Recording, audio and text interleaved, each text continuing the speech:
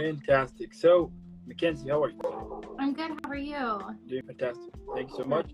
Also, thank you so much for being here. It is really cool and awesome to have someone as talented with an awesome career as you do. Aw, thank you. I appreciate that. I'm so excited to be here. Perfect. So, before we start, I will have to give you a proper welcome. So, let me just show you something quick.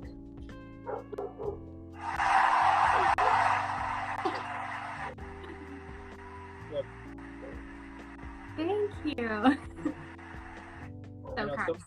at some point, we're going to have live audience, but, we're still, we're working on it. You know how it goes. Okay. Perfect. Now, starting with the whole interview now, tell me how your acting career started.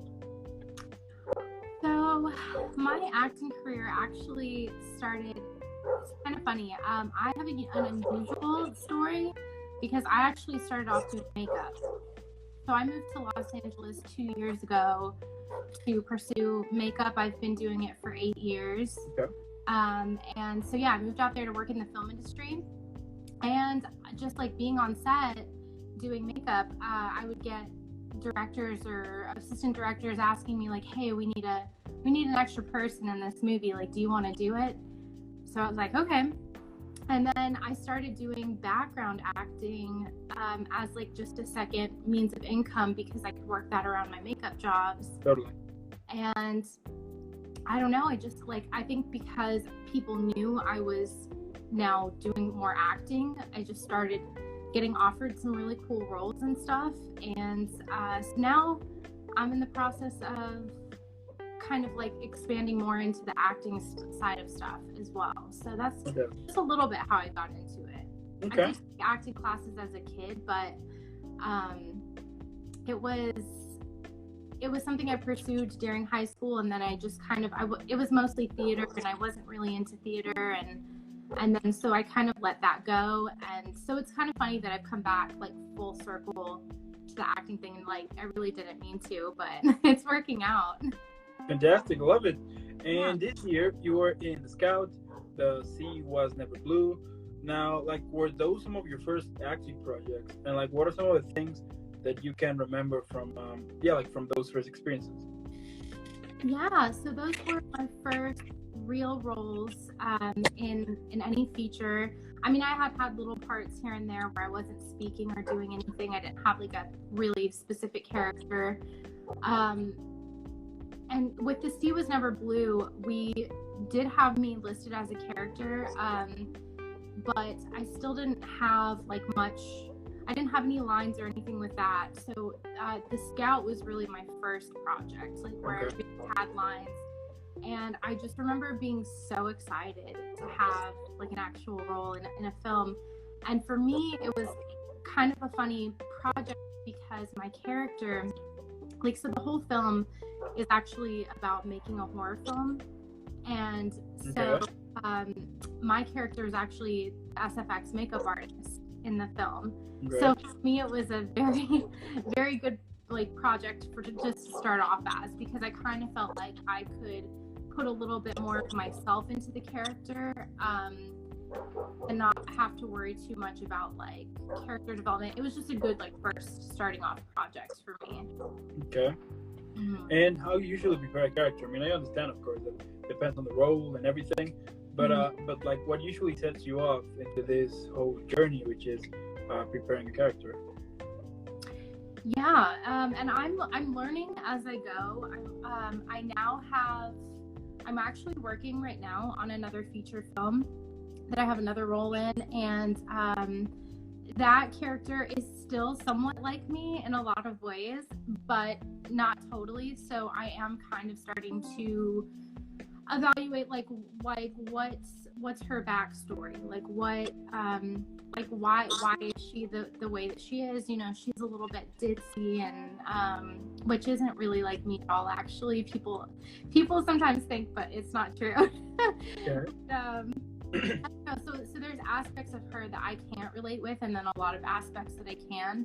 So for me, I'm just trying to find a balance of like why is she the way she is, and also like I'm a very like empathetic person. So I think for me, just finding a character like and developing that character comes from just being able to put myself in their shoes and imagine what like life must be like for them based off of like what the script says, and just also what I can create as a backstory for them as well. Yeah, so but it's still kind of like a thing that I'm working with, because I am kind of newer to the acting world, so I'm just kind of figuring it out as I go along. I love it.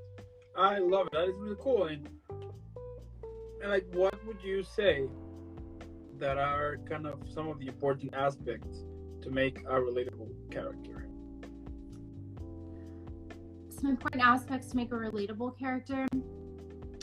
I think you really do. I think that comes with the character development part of it, is, you know, in prep, just making sure you really feel what the character should be feeling. You know, you put yourself in their position to think like, well, how would I feel if this were me? And so I think that is super important into creating the character and bringing the character alive, because, you know, if you have a character who has some devastating stuff that goes on in their life, you know, you've got to be able to not only just like feel that wholeheartedly and believe that, to be able to convince other people that that's how how the character is feeling. So I think for me, it's just really during prep, making sure you empathize wholeheartedly with whatever the character is going through. Okay.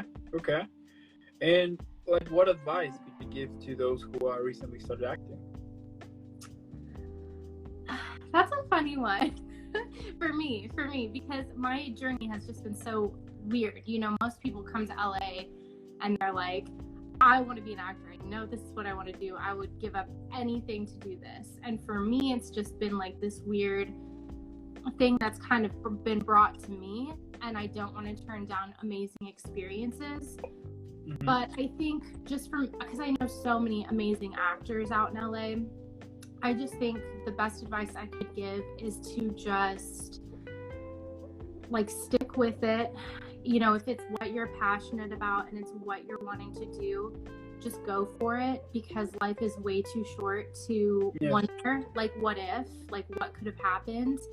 And I think just, you know, I mean, and I could give advice like, do your classes, like, make sure you're studying all this and that, but, you know, for everyone, it really is just so different on their methods and how they prepare and how they study. So I think the biggest thing is just to not be discouraged, like, stick with it, because it is a hard industry. And you know, I see so many actors that get so down on not getting roles, and like they, you know, doing audition after audition and not like having any traction with it. But it's like, I truly believe that like the right projects come to you at the right moment. So my advice is just stick with it, and if it's what you're passionate about, just go for it and put your all into it. I love that. Now, so you have been on the makeup department for over 24 projects, such as Neat, Collision Earth, In the Drift, Shark Season, Adult Body Finders, Triassic Hunt, Ayesha, The Perfect Dress, Notifications, Issues, Fall of the Master, Party from Hell. I mean, the list goes on and on and on. But tell me, like, how usually the makeup process works for a film or a TV show? So, you know, for me, I get like hired through word of mouth. It is kind of weird how I got started into makeup. I got very lucky at where when I moved out to LA, my roommate was really good friends with a makeup artist that was already established out here. Okay. So I met her, and she brought me on as an intern to like this really big project, and I met some amazing people there that I became friends with, and then just kind of met people through them.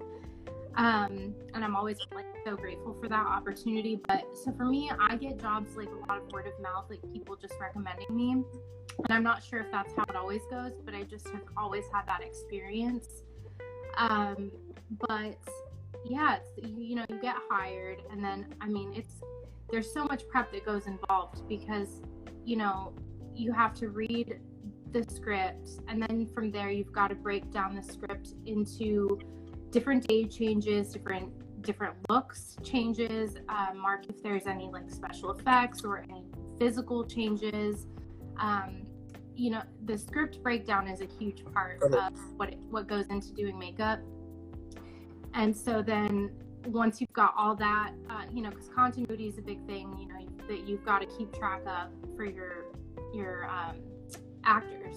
Totally. So, you know, you break down the script, and then, you know, you've got your pre-production meetings, and you go through all that and discuss everything, and then from there I have to go and buy everything that I don't have for the project, whatever that is. Okay.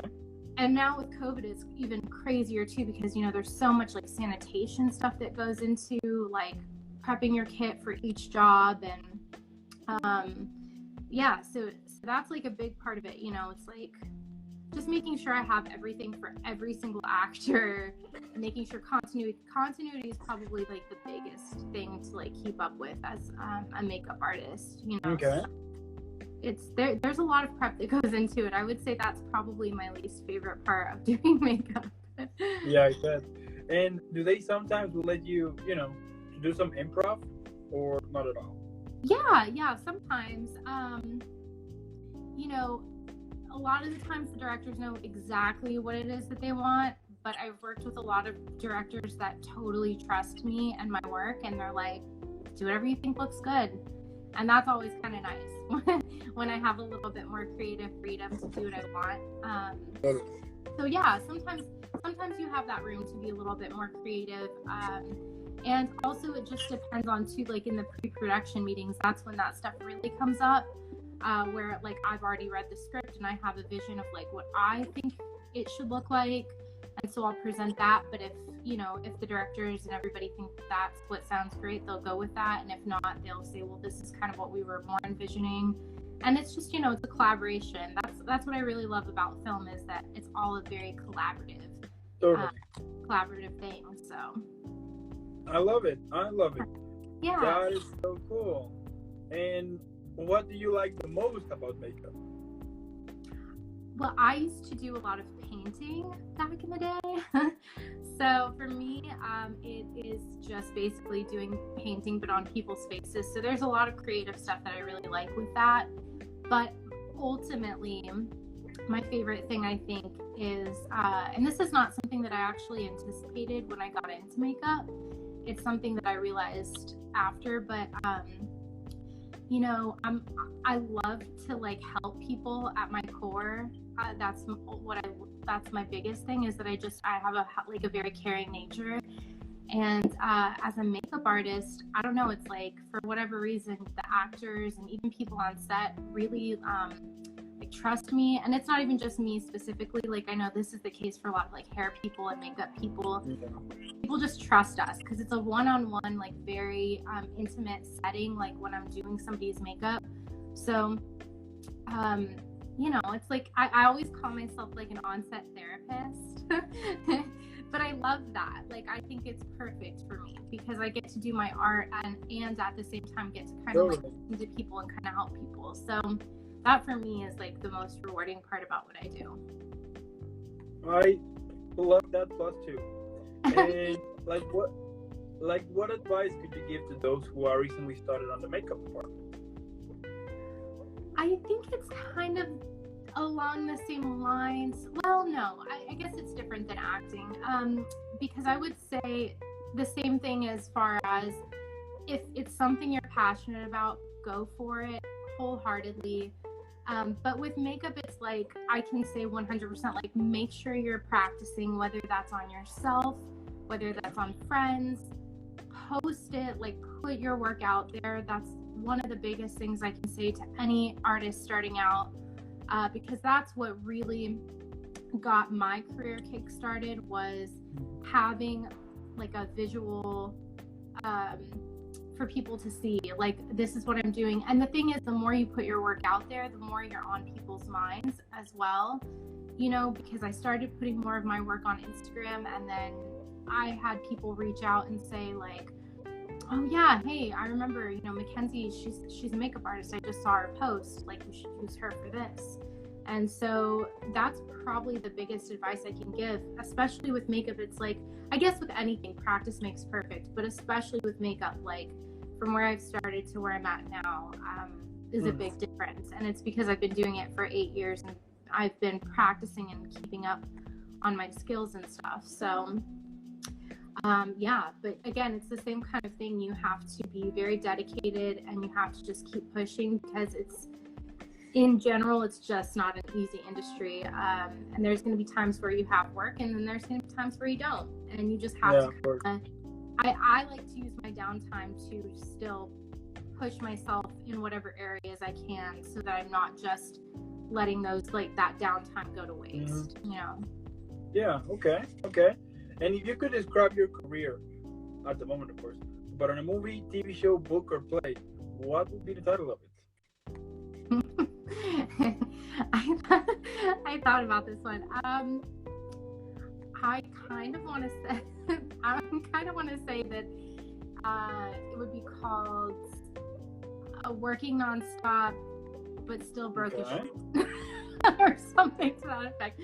No, really, because I feel like, but that's just for me. Like, I work all the time, and LA is such an expensive place that it feels like I'm just not doing well, but I know that that's not the case, because, you know, I've only been there for 2 years, so it takes time to kind of like build everything up as well. But also, like, I thought of a different one where it's like on the cusp. Like, I feel like I'm on the cusp to something great. I actually, like, I know that I am. And so I don't know, either one, like, both describe my life, my career right now very well. I love it.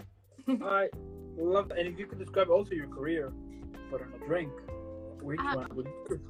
Yeah, so I'm gonna go with coffee, because you know, sometimes it's sweet, sometimes it's bitter.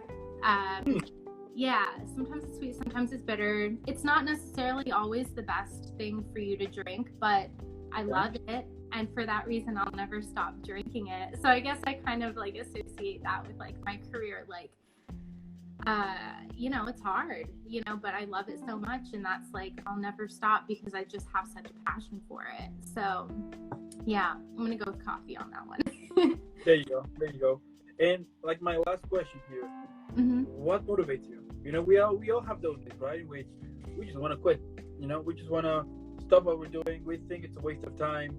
Or like we go to this idea in which what we're doing is a waste of time. So what gets you out of those toxic thoughts and keep you moving forward? Wow. Well, that for me, and look, I'm just saying this as like from my perspective. Like, I never want to like make people think I'm like crazy or weird, but like I personally was like a very spiritual person. So, like for me, I trust that like the universe or whatever like has my back, and I'm a big believer in like what is meant for you will come to you at the perfect timing, and what's not meant for you like won't be there. So for me, that's what keeps me going. I just kind of like have a faith that it's all gonna work out exactly the way that it's meant to, and all I can do in the meantime is just keep working really hard and know that like it's all gonna work out in the end. Okay, I mean, what can I say, Mckenzie? I mean, it is so cool. I mean, your career is really cool. I can't wait to see more of it, and I'm super sure that eventually we're gonna start to see you involved into more and more projects, either acting or on the makeup process. You know, because I do think that it's like all of those details, like makeup or soundtrack or like, you know, like all of that really helps to make the movie to make it like a more epic one. You know what I mean? So what you do is really awesome. Keep killing it, keep pushing it, because you are doing fantastic. Oh, thank you. I appreciate it so much. Like, thank you. I'm so honored that you reached out to me to do this. Thank you. Yeah, thank you for accepting. Also, I want to thank those who are watching this right now, or if you're watching this later here on Instagram, or if you're watching it on YouTube, or listening into Spotify or Apple Music. make sure that you follow me, Mckenzie, in all social media. Normally, what I would say is super simple. So you're gonna put pause, then you're gonna leave a like, subscribe, follow. It helps me a lot, and I will love you. I will love you if you do that. And then, since it's holidays, who cares about being healthy? So go eat a cookie or two or three or five or the whole box. Screw it. And then go follow Mckenzie. Leave a million likes. Support her. I mean, let's make sure that she continue killing it and that she continue basically conquer it because she's doing super cool. And again, Mckenzie, thank you so much for being here. Now, before I send you off, I need to send you off properly for someone as talented and amazing as you. So.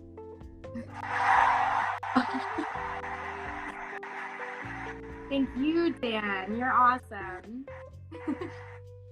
And keep being amazing, keep being awesome, keep rocking, and I'll see you in the next one. All right. Thank you so much, Dan. I hope you have a good night. You too. Have a good one. Bye. Thank you. Bye.